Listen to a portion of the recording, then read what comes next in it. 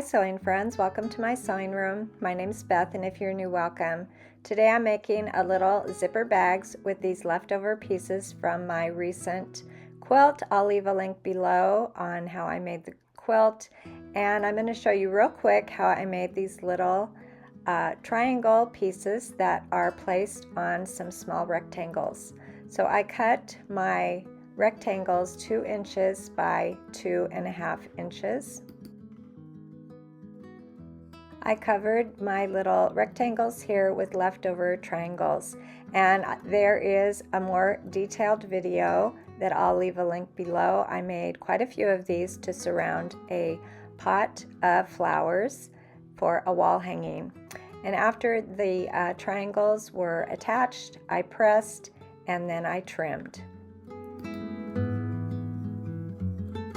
So I'm using these little leftover pieces to make a zipper bag, and that is my first tip for making something really quick, is using something that you already have. And I already have these little cute triangles, so I'm going to piece them together and see how big my little zipper bag will get.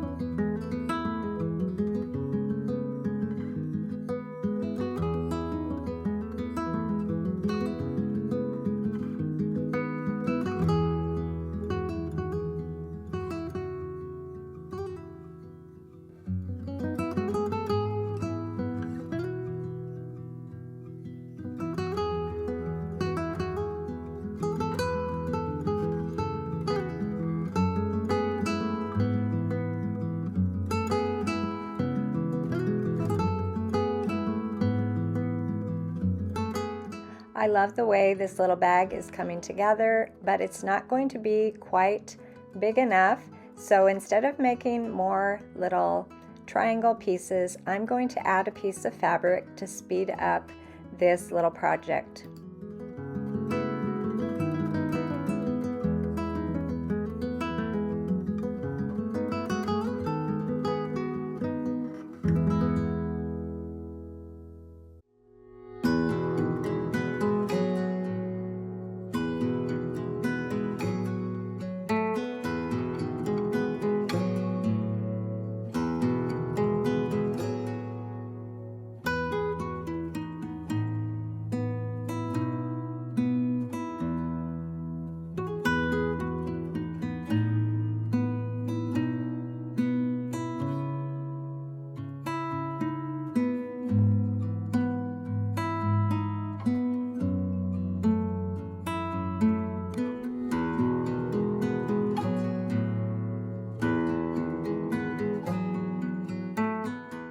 Using this piece of fabric with the polka dots really helped get my bag bigger really quick, and I'm going to add that to one side. So there will be a little bit of those triangles on one side of my bag, but the larger piece will be this polka dot fabric.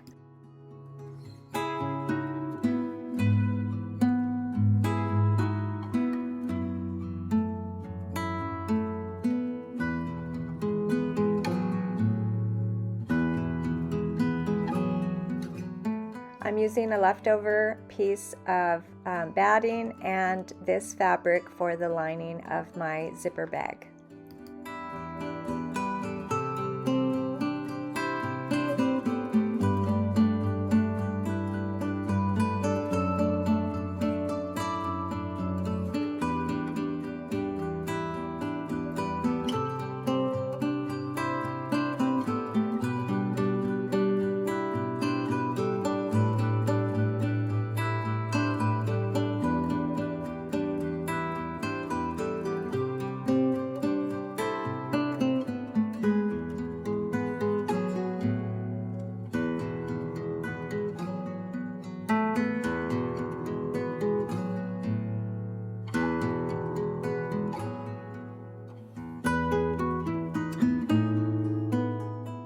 Since this is a bag with lining, I just want to quilt the outside of the bag and the batting, so I'm going to put some quilting lines right through those seams with some black thread, and then I will do some diagonal stitches as well.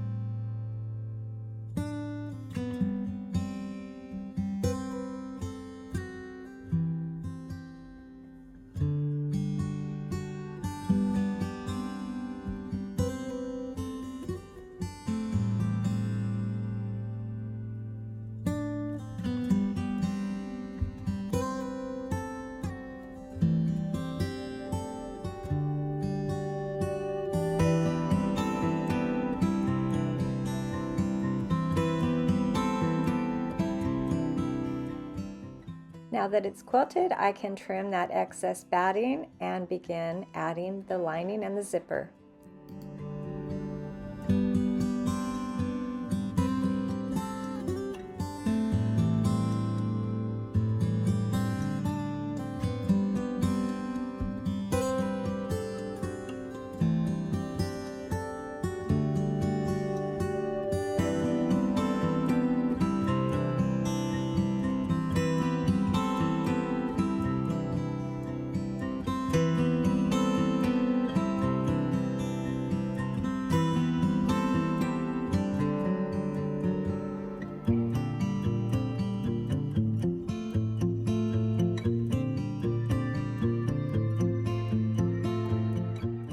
I decided to use 2 little pieces of fabric on both sides of my zipper, so I will measure both ends. I'm going to fold that little piece of fabric. It's about 1 by 2 inches, and then I'll sew right next to the fold, and I'll do the same thing on the other side, making sure that this zipper piece is the same width as my bag.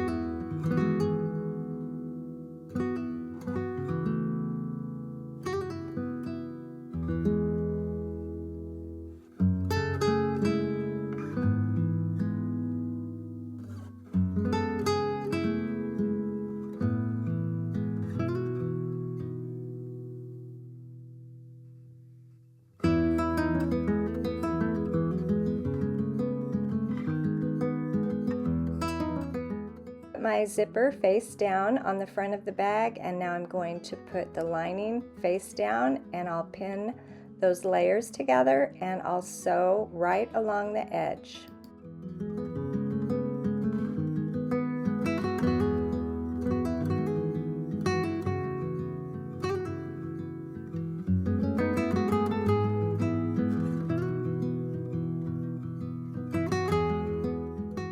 I lifted my presser foot when I got to the zipper pull, and I tried to move it out of the way. It's a little bit easier to not have that zipper right next to your seam as you're sewing along. So sometimes I will grab that zipper pull and move it out of the way.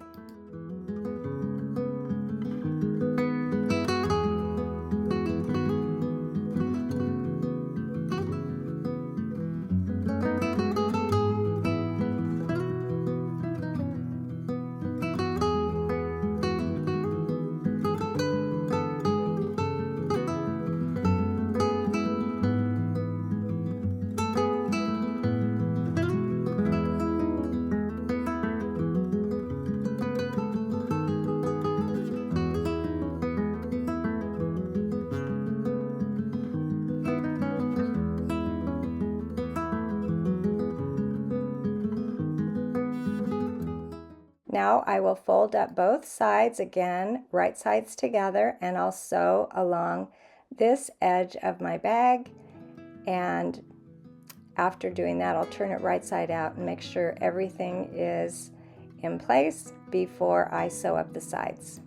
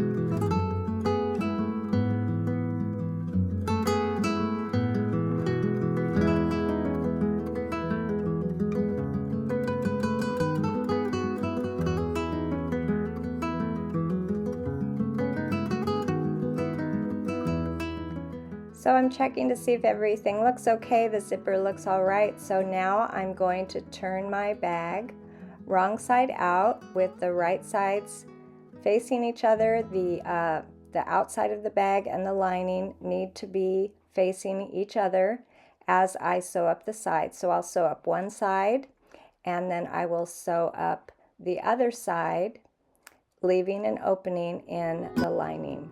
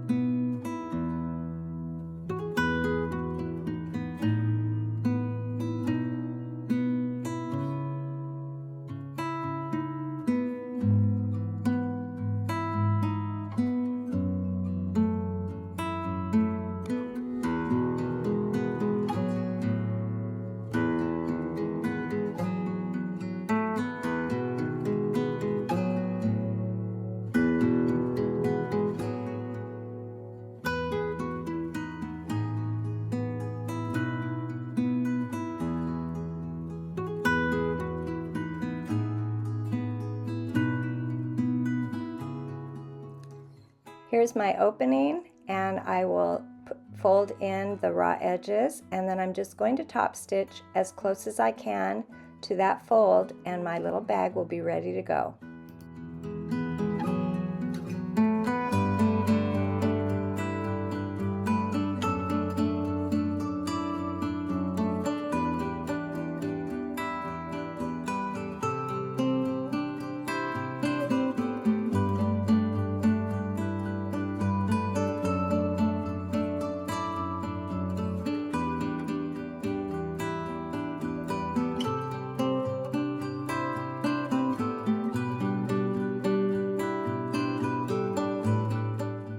Thanks for joining me as I put this little bag together for a friend. It's always nice to sew with you.